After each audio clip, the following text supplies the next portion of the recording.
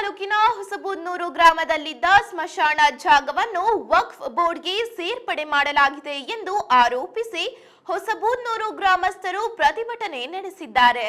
ಮಂಡ್ಯ ನಗರದ ಡಿಸಿ ಕಚೇರಿ ಆವರಣದ ಮುಂದೆ ಪ್ರತಿಭಟನಾ ಧರಣಿ ನಡೆಸಿದ ಗ್ರಾಮಸ್ಥರು ತಮ್ಮ ಗ್ರಾಮದಲ್ಲಿ ಸ್ಮಶಾನ ಜಾಗವನ್ನು ಯಾರಿಗೂ ತಿಳಿಯದಂತೆ ವಕ್ಫ್ ಬೋರ್ಡ್ಗೆ ಸೇರ್ಪಡೆ ಮಾಡಲಾಗಿದ್ದು ಆ ಜಾಗವನ್ನು ತಮಗೆ ಬಿಟ್ಟುಕೊಡಬೇಕೆಂದು ಆಗ್ರಹಿಸಿದ್ದಾರೆ. ಗ್ರಾಮದಲ್ಲಿನ ಸರ್ವೆ ನಂಬರ್ 313ರ ಸರ್ಕಾರಿ ಜಾಗವನ್ನು ಮುಸಲ್ಮಾನರ ವಕ್ಫ್ ಬೋರ್ಡ್ಗೆ ಬದಲಾವಣೆ ಮಾಡಲಾಗಿದೆ. ಯಾರ ಗಮನಕ್ಕೂ ಬಾರದಂತೆ ಅಧಿಕಾರಿಗಳು ಈ ಕೆಲಸ ಮಾಡಿದ್ದಾರೆ. ಇದರಿಂದಾಗಿ ಗ್ರಾಮದಲ್ಲಿ ಸತ್ತವರ ಹೆಣವನ್ನು ಹೂಳಲು ಜಾಗವೇ ಇಲ್ಲದಂತಾಗಿದೆ.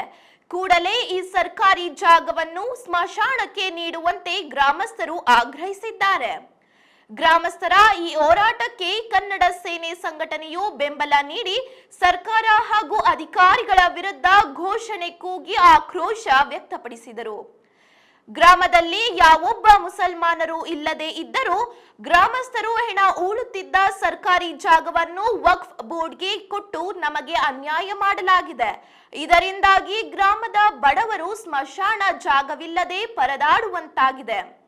ತಕ್ಷಣವೇ ಈ ಸಮಸ್ಯೆಯನ್ನು ಬಗೆಹರಿಸಿ ನ್ಯಾಯ ಕೊಡಿಸಬೇಕು. ಸರ್ವೆ ನಂಬರ್ 313ರ ಜಾಗವನ್ನು ಸ್ಮಶಾನ ಎಂದು ಘೋಷಣೆ ಮಾಡಬೇಕು. ಇಲ್ಲದಿದ್ದರೆ ನ್ಯಾಯ ಸಿಗುವವರೆಗೂ ನಿರಂತರವಾಗಿ ಪ್ರತಿಭಟನಾ ಧರಣಿ ನಡೆಸುವುದಾಗಿ ಗ್ರಾಮಸ್ಥರು ಎಚ್ಚರಿಕೆ ನೀಡಿದ್ದಾರೆ. ಪ್ರತಿಭಟನೆಯಲ್ಲಿ ಕನ್ನಡ ಸೇನೆ ಜಿಲ್ಲಾಧ್ಯಕ್ಷರಾದ ಮಂಜುನಾಥ್, ಗ್ರಾಮ ಪಂಚಾಯಿತಿ ಸದಸ್ಯರಾದ ಕೆಂಪೇಗೌಡ ಸೇರಿದಂತೆ ಗ್ರಾಮಸ್ಥರು ಹಾಜರಿದ್ದರು. 1963ರಲ್ಲಿ ಅಧಿಕೃತವಾಗಿ 2017ವರೆಗೂ ಕೂಡ ಸರ್ಕಾರಿ ಸ್ಮಶಾನ ಅಂತ ಇದ್ದ ಹೊಸಬೂದೂರು ಗ್ರಾಮ ಜಾಗವನ್ನು ಮುಸ್ಲಿಂ ಮಕಾದ್ ಅಂತೇಳಿ ಆ ಗ್ರಾಮದಲ್ಲಿ ಯಾವುದೇ ಮುಸ್ಲಿಂ ಸಮುದಾಯದ ಜನ ಇಲ್ಲ, ಆದರೂ ಕೂಡ ಅದನ್ನು ಮಕಾದ್ ಅಂತ ಮಾಡಿದರು. ಅದ್ರ ವಿರುದ್ಧ ಇಳಿಯ ಎಲ್ಲ ಗ್ರಾಮಸ್ಥರು ಚಳುವಳಿಯನ್ನು ಜಿಲ್ಲಾಡಳಿತದ ಹೋರಾಟವನ್ನು ಮಾಡಿ ನಾವು ಆ ಗ್ರಾಮದಿಂದ ಶವವನ್ನು ತೆಗೆದುಕೊಂಡು ಬಂದು ಹೋರಾಟ ಮಾಡಿದ ಸಂಗತಿ ಕೂಡ ನಮ್ಮ ಮುಂದೆ ಇದೆ. 17ರಲ್ಲಿ ಇಲ್ಲಿಯವರೆಗೂ ಕೂಡ ಅಧಿಕೃತವಾಗಿ ಸರ್ಕಾರಿ ಜಾಗ ಸ್ಮಶಾನ ಎಂದು ಘೋಷಣೆ ಮಾಡೇ ಇಲ್ಲ. 63ರಲ್ಲಿ ಇದ್ದಿದ್ದು ಸರ್ಕಾರಿ ಸ್ಮಶಾನ 17ವರೆಗೆ ಯಾಕೆ ಬದಲಾವಣೆ ಆಯಿತು? ಇದರಿಂದ ಯಾರಿದ್ದಾರೆ? ಯಾಕೆ ಸರ್ಕಾರ ಸೂಕ್ಷ್ಮವಾಗಿ ಕಡಿವಾಣ ಆಗ್ತಾ ಇಲ್ಲ? ಮೂಲಭೂತ ಸೌಕರ್ಯಕ್ಕೆ ಕೊಡಬೇಕಾದಂಥ ಒಂದು ವಿಷಯ ಸ್ಮಶಾನ ಜಾಗ ಕೂಡ ಒಂದಿದೆ. ಸ್ಥಳೀಯ ಜನ ಎಲ್ಲ ಧರ್ಮೀಯ ಜನರು ಅಲ್ಲಿ ವಾಸ ಮಾಡುವಂಥ ಸಂದರ್ಭದಲ್ಲಿ ಭೂಮಿ ಇರುವಂಥವನು ಅವರು ಶವಗಳಾದಾಗ ಅವ್ರ ಜಾಗಗಳೆಲ್ಲ ಹಾಕ್ಕೊಳ್ತಾರೆ. ನಮ್ಮಂಥ ಬಡ ಕುಟುಂಬದ ಜನದಲ್ಲಿ ಇರುವಂಥವ್ರು ಭೂಮಿ ಇಲ್ಲದ ಜನ ಎಲ್ಲಿಗೆ ಹೋಗ್ಬೇಕು ಸ್ವಾಮಿ? 17ರಿಂದ ಇಂಥ ಒಂದು ಪ್ರಕರಣವನ್ನು ಮುಂದಿಡ್ಕೊ ಬರ್ತಾ ಇರುವಂಥದ್ದು ಯಾವ ಉದ್ದೇಶಕ್ಕಾಗಿ? ಈಗ ಸರ್ಕಾರಿ ಕಟ್ಟೆ ಅಂತ 24 ಕುಂಟೆ ಜಾಗವನ್ನು ಮಾಡಿದ್ದೀರಿ. ಆ ಜಾಗದಲ್ಲಿ ನಾವು ಸ್ಮಶಾನದಲ್ಲಿ ಹೆಣವನ್ನು ಊರ್ತಾ ಇದ್ದೀವಿ, ಸಂಸ್ಕಾರವನ್ನು ಮಾಡ್ತಾ ಇದ್ದೀವಿ. ಅಲ್ಲಿಗೂ ಕೂಡ ರ್ಯಾಂಪು, ಮೂಲಭೂತ ಸೌಕರ್ಯ, ಬರುವಂಥ ಜನ ನೀರು ಕುಡಿಯೋಕ್ಕೋ ಮತ್ತೊಂದಕ್ಕೋ ಕೆಳಗೆ ಇಳಿಯೋದಕ್ಕೋ ಸುಚಲಿತವಾಗಿ ಓಡಾಡೋಕ್ಕೂ ಅವಕಾಶ ಕೊಡಲ್ಲ ಅಂತ ಹೇಳಿದ್ರೆ ಅಲ್ಲಿ ರ್ಯಾಂಪ್ ಆಗುವಂಥ ಕೆಲಸವನ್ನು ಮಾಡ್ತಾ ಇದ್ದಾರೆ. ಅದಕ್ಕೆ ತಹಸೀಲ್ದಾರ್ ಅವರು ರ್ಯಾಂಪ್ ಹಾಕಬಾರ್ದು ಅಂತ ಹೇಳ್ತಾರೆ. ವಯಸ್ಸಾದ ಜನ ಎಲ್ಲಿ ಎಂಟಾಡಬೇಕು ಸ್ವಾಮಿ? 15 ಅಡಿಯಿಂದ ಕೆಳಗೆ ಬೀಳಬೇಕಂಗಾದ್ರೆ ಕಾಲು ಮುರ್ಕೋಬೇಕು ಅವರು ಶವ ಸುಡಕ್ಕೆ ಬಂದು. ಇದ್ಯಾವ ಧೋರಣೆ ಇದು? ಜಿಲ್ಲಾಡಳಿತ ಕಣ್ಮುಚ್ಕ ಕೂತಿದೆಯಾ ಸ್ವಾಮಿ? ತಕ್ಷಣಕ್ಕೆ ಇವತ್ತು ಏನು ಹೊಸಬೂದನೂರು ಮಹಿಳೆಯರು ಎಲ್ಲ ಗ್ರಾಮಸ್ಥರು ಜನ ಹೋರಾಟಕ್ಕೆ ಬಂದಿದ್ದೀವಿ. ಸರ್ಕಾರ ಜಿಲ್ಲಾಡಳಿತ ಮಣಿದು ಹಿಂದೆ ಸರ್ಕಾರಿ ಜಾಗ ಅಂತ ಸ್ಮಶಾನ ಅಂತ ಘೋಷಣೆ ಮಾಡಬೇಕು. ಸರ್ಕಾರಿ ಕಟ್ಟೆ ಅನ್ನೋದು ತೆಗಿಬೇಕು, ಸರ್ಕಾರಿ ಸ್ಮಶಾನ ಅಂತ ಘೋಷಣೆ ಮಾಡಬೇಕು. ಇದು ನಮ್ಮ ಹೋಗ್ರಹದ ಮೊದಲನೇ ಆಗ್ರಹ. ರ್ಯಾಂಪು ಮತ್ತು ಸಾರ್ವಜನಿಕ ಸುಚಲಿತವಾಗಿ ಓಡಾಡೋದಕ್ಕೆ ಅವಕಾಶವನ್ನು ಜಿಲ್ಲಾಡಳಿತ ಮಾಡಿಕೊಡ್ಬೇಕು.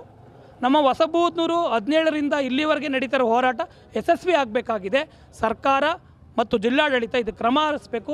ಒಂದು ವೇಳೆ ಮಾಡಲಿಲ್ಲ ಅಂತ ಹೇಳಿದರೆ ಇಡೀ ರಾತ್ರಿ ಕನ್ನಡ ಸೇನೆ ನೇತೃತ್ವದಲ್ಲಿ ಇವತ್ತು ಸಂಜೆವರೆಗೂ ಕಾಯ್ತೀವಿ, ರಾತ್ರಿನೂ ಅಲ್ಲೇ ಮಲಗ್ತೀವಿ, ಬೆಳಿಗ್ಗೆನೂ ಹೋರಾಟ ಮಾಡ್ತೀವಿ. ಸರ್ಕಾರ ಅಧಿಕೃತವಾಗಿ ಸ್ಮಶಾನ ಅಂತ ಘೋಷಣೆ ಮಾಡುವವರೆಗೂ ಈ ಹೋರಾಟವನ್ನು ನಿಲ್ಲಿಸಲ್ಲ ಅನ್ನುವಂಥ ಆಗ್ರಹವನ್ನು ಈಗ ಮಾಡ್ತಾಯಿದ್ದೀವಿ.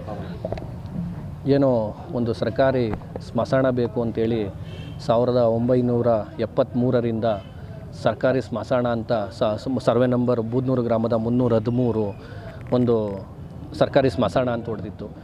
ರಾತ್ರೋರಾತ್ರಿ 2017ರಲ್ಲಿ ರಾತ್ರೋರಾತ್ರಿ ಏನು ಸ್ಮಶಾನ ಮುಸ್ಲಿಮರ ಮಕಾನ್ ಅಂತ ಆಗ್ತು 2017ರಲ್ಲಿ. ನಮಗೆ ಅದು ಮಾಹಿತಿ ಗೊತ್ತಾಗಿದ್ದು 2022ರಲ್ಲಿ. ಇದು ಹೇಗೆ ಬದಲಾಯಿತು ಅನ್ನೋದು ಯಾರಿಗೂ ಗೊತ್ತಿಲ್ಲ. ಗ್ರಾಮ ಪಂಚಾಯತಿಗೆ ಗೊತ್ತಿಲ್ಲ, ಗ್ರಾಮಸ್ಥರಿಗೂ ಗೊತ್ತಿಲ್ಲ, ಯಾವುದೇ ನೋಟಿಸ್ ಬೋರ್ಡ್ಗೆ ಹಾಕಿಲ್ಲ, ಏನು ಹಾಕಿಲ್ಲ. ತಾಲೂಕು ಕಂದಾಯ ಅಧಿಕಾರಿಗಳು ಇದು ಸಾಮೀಲಾಗಿ ಏನೋ ರಾಷ್ಟ್ರೀಯ ಹೆದ್ದಾರಿ ಪ್ರಾಧಿಕಾರ ದುಡ್ಡು ಬತ್ತೈತಲ್ಲ, ಆ ದುಡ್ಡು ತಗೊಳ್ಳೋಕ್ಕೆ ಇದೊಂದು ಹುನ್ನಾರ ಮಾಡಿ ಯಾವುದೋ ಗೆಜೆಟ್ ನೋಟಿಫಿಕೇಷನ್ ಅಂತ ಮಾಡೋರೆ. ಗೆಜೆಟ್ ನೋಟಿಫಿಕೇಷನಲ್ಲಿ ಸರ್ವೆ ನಂಬರ್ ಇಲ್ಲ. ಅದ್ರ ಜೊತೆಗೆ ಚೆಕ್ ಬಂದಿಗಳನ್ನ ಕನ್ನಡದಲ್ಲಿದೆ. ಇಡೀ ಗೆಜೆಟ್ ನೋಟಿಫಿಕೇಷನ್ ಇಂಗ್ಲೀಷಲ್ಲಿದೆ, ಚೆಕ್ ಬಂದಿ ಮಾತ್ರ ಕನ್ನಡದಲ್ಲಿದೆ. ಇಡೀ ಗೆಜೆಟ್ ನೋಟಿಫಿಕೇಷನ್ ನನ್ನ ಹತ್ರ ಇದೆ, ಇಲ್ಲಿ ಕೊಡ್ತೀನಿ ತಮಗೆ. ಆ ಗೆಜೆಟ್ ನೋಟಿಫಿಕೇಷನ್ ನೋಡಿದಾಗಲೇ ನಮಗೆ ಅದು ಫ್ರಾಡ್ ಅಂತ ಅರ್ಥ ಆಗುತ್ತೆ.